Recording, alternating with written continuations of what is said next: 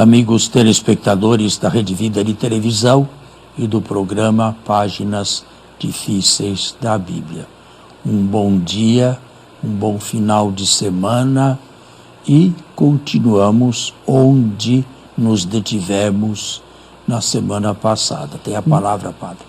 Bom dia, Padre Fernando. Bom dia a você que sempre aos domingos, logo no início da manhã, nos acompanha aqui através da Rede Vida de Televisão em nosso encontro semanal. Um programa repleto de experiência, de teologia e com muita profundidade nas Sagradas Escrituras. Tem alguma pergunta inicial? Não, inicialmente vamos nadar um pouquinho mais na história, lembrando ao nosso telespectador que tudo isso é para explicar o ciclo patriarcal. Exatamente, um grande parêntese foi aberto e que nós não esquecemos dos patriarcas de Israel. Nós sabemos que estamos no ciclo patriarcal, mas para que você entenda de modo novo e inovador como que devemos ler as Sagradas Escrituras. Que é uma leitura nova essa, viu, Padre? Essa leitura aqui, esse modo de ver a história é novo. Porque se você abre os manuais antigos de história de Israel, eles seguem a lógica... Quando me estudei pela primeira vez era assim. Primeiro homem, Adão, primeira mulher, Eva e vai. Não chegava tanto, mas... Começava do capítulo 12, né? Com Abraão. Nós terminamos, se não me falha a memória, a conferência não é bem o nome, o diálogo bíblico, o programa, domingo passado, com a volta dos exilados para Jerusalém. E uma confusão de gente que veio, de gente que nunca foi, de antigos habitantes da terra e, para terminar, os árabes também. E aí uma pergunta, Padre, nesse sentido, quem seriam os árabes de então? Eram tribos árabes, a Arábia está colada com Israel, né? Eram tribos árabes que viviam por ali também. Ou seja, povos vizinhos que não foram mexidos ali. Não. Mas que não queriam a sorte dos judeus, que não queriam a reconstrução. O desejo de reconstruir, e aí no caso Jerusalém, né? Depois, né? Não mais Judá, Jerusalém e os arredores. Jerusalém, a famosa Yehud. O desejo de reconstruir era apenas por parte daqueles que receberam o edito de libertação e que voltaram. Não. Os que ficaram também acredito que queriam, só que não havia uma perfeita concordância entre eles. E eles começaram a também admitir na família pessoas estrangeiras, isto é, pessoas que não eram judias. Os que vieram, voltaram da Babilônia. Os que vieram e os que estavam lá também, se casando com mulheres desses povos aí estrangeiros. Que aconteceu no final do século VI, início do século V.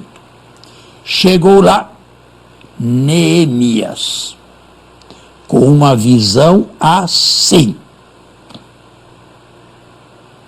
e obrigou todos os judeus a despedirem as mulheres estrangeiras. Muitos judeus fugiram para Samaria. Fez Neemias com que o verdadeiro judeu fosse aquele que tivesse vindo do exílio. E por que estes judeus fugiram para Samaria? Por causa da proibição dos casamentos mistos. Voltando um pouquinho à história, seria anacrônico pensar que quando a Assíria derrubou no passado o Reino do Norte, alguns colonos assírios ali também pegaram mulheres judias? Nessa época já posso pensar em casamento os samaritanos tinham uma religião sincretista, elementos javistas misturados com elementos idolátricos. Tinham todos uma religião sincretista. Pois é, mas os judeus que voltaram a Jerusalém começaram a ter esse problema. E vem Neemias e dá uma ordem peremptória.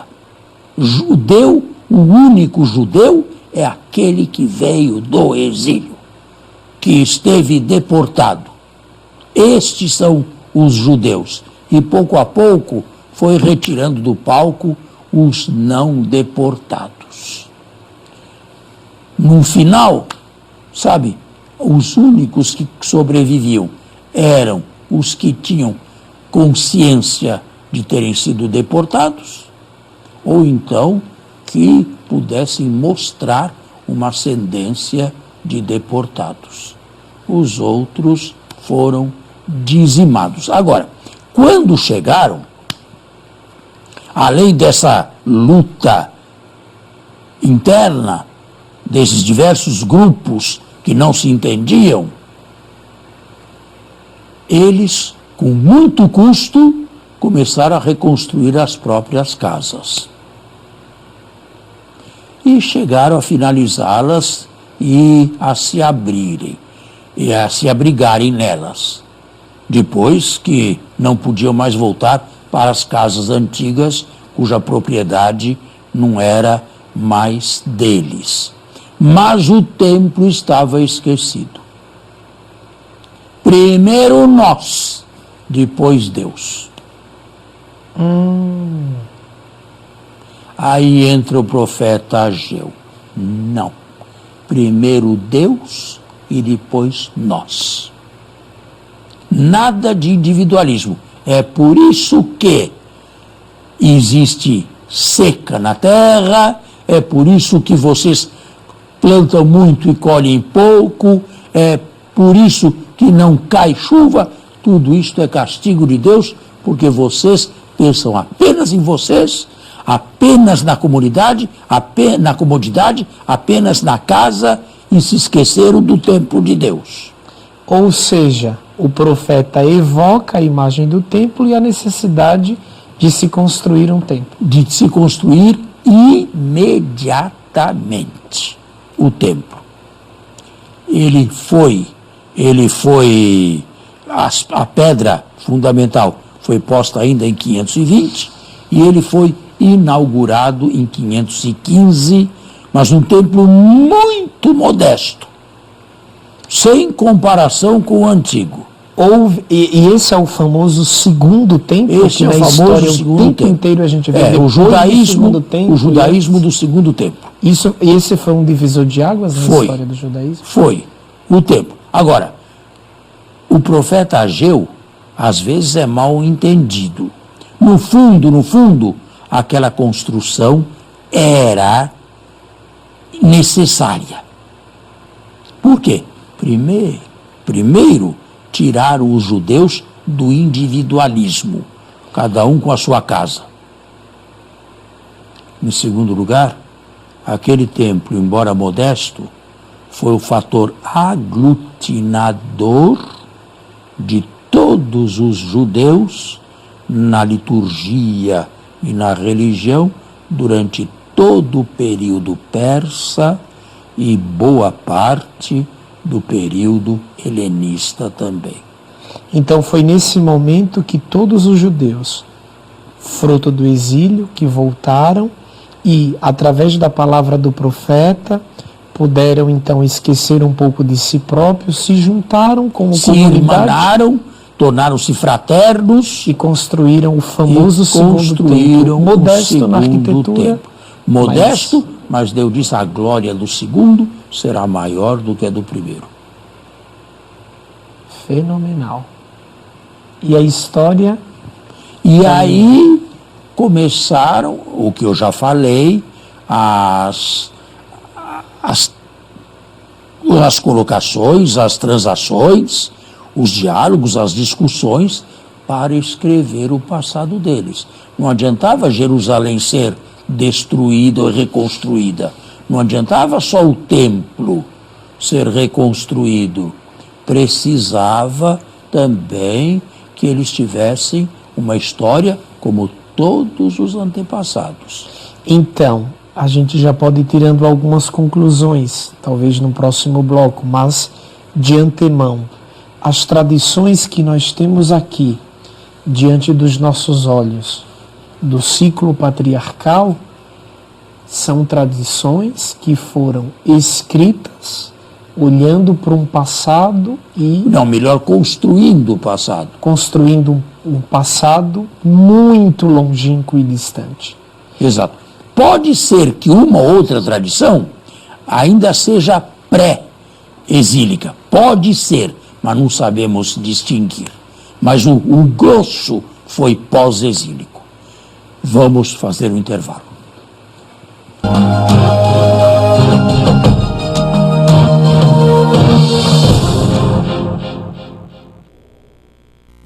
Acompanhe. Bem, voltando e resumindo, as tradições viram à luz grande parte no exílio e após o exílio, após a volta dos deportados, o repatriamento, apesar daquelas lutas intestinas todas, guerra civil, desentendimento entre os que vieram e os que nunca foram, com os samaritanos e com os árabes.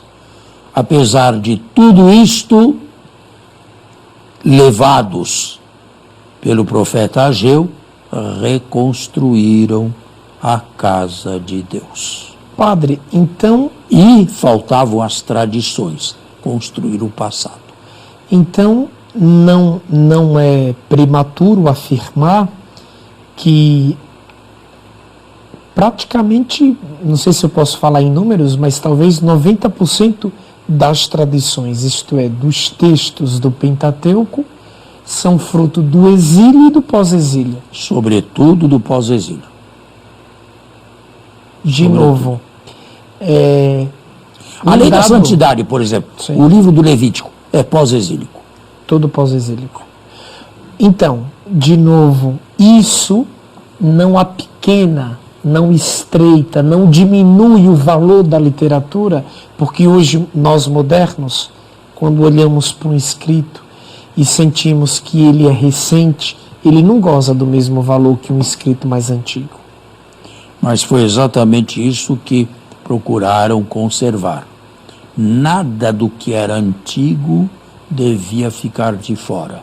Aí cada um trouxe os responsáveis pela criação do passado, cada um trouxe o que podia e nada ficou de fora. Nada, absolutamente nada.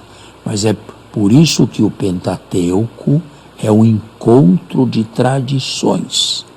Isto se vê em dublagens, em repetições, em algumas contradições, tensões, tensões, no êxodo, tudo isto fruto de tantos grupos que construíram o Pentateuco. A história passada, as tradições passadas do judaísmo pós-exílio. Agora, Israel não existia mais.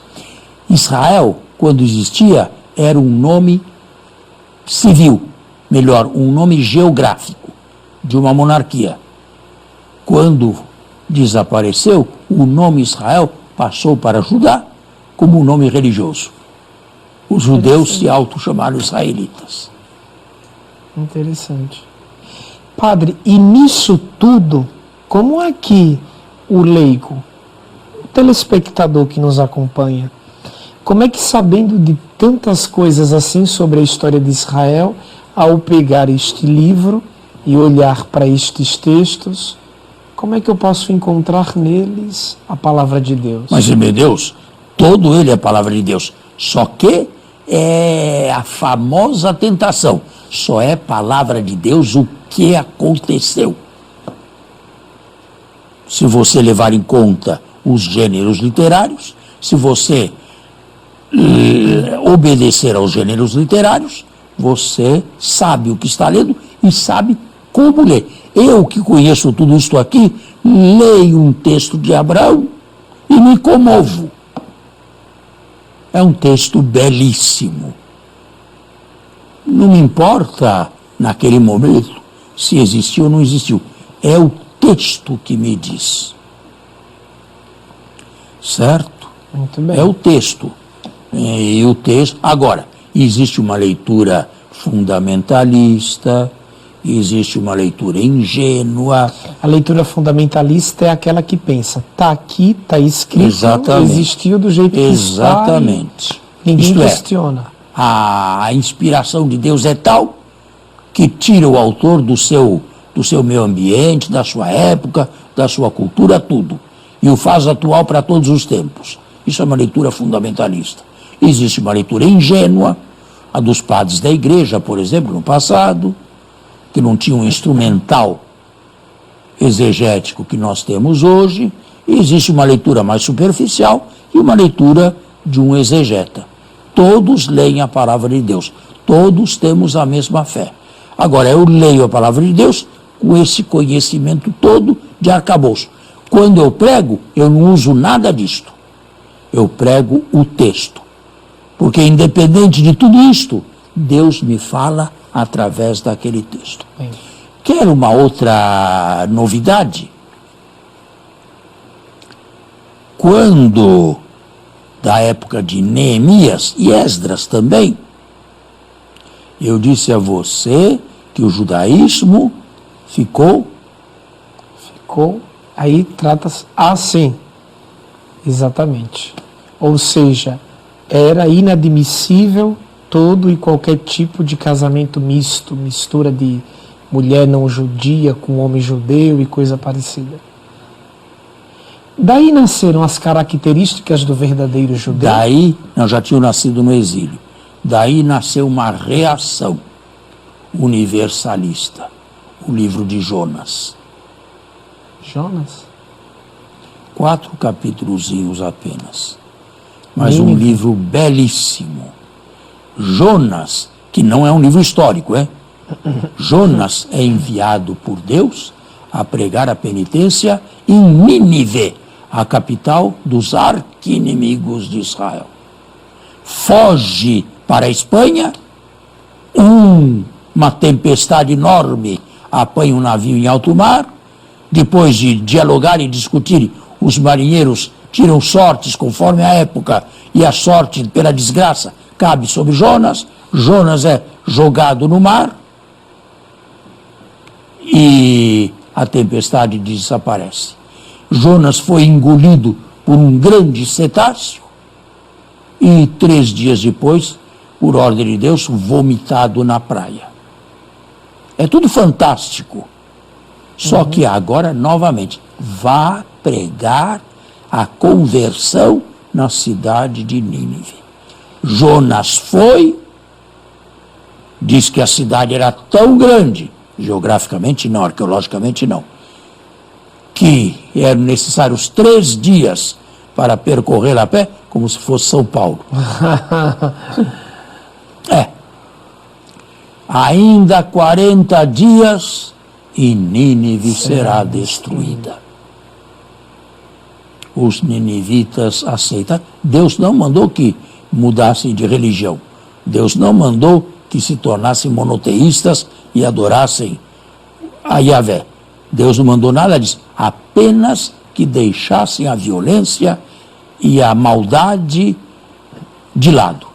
Apenas que se abstivessem de cometer crimes uns contra outros.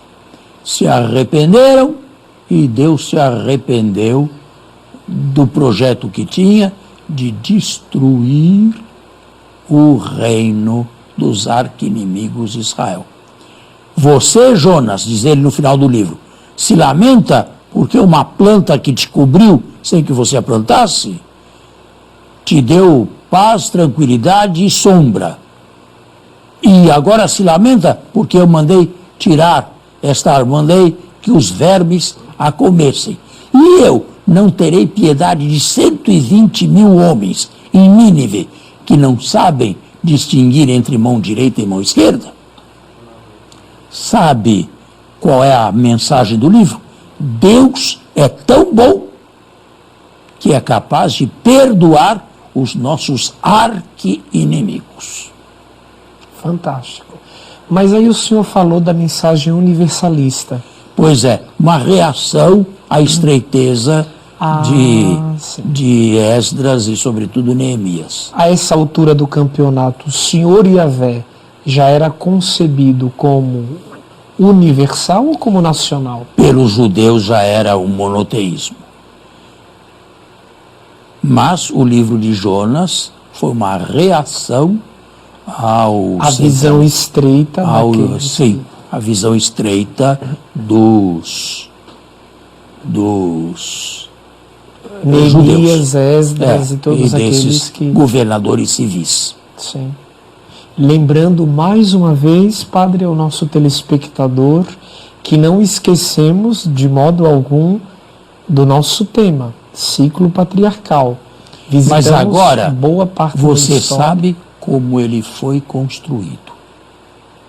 Após 2 terremotos, 722, 587 no Reino por do Sul. Aqueles judeus que voltaram do exílio e que provavelmente levaram para o exílio também algum texto, como Amós, por exemplo, que foi escrito antes do exílio e depois voltou com os judeus.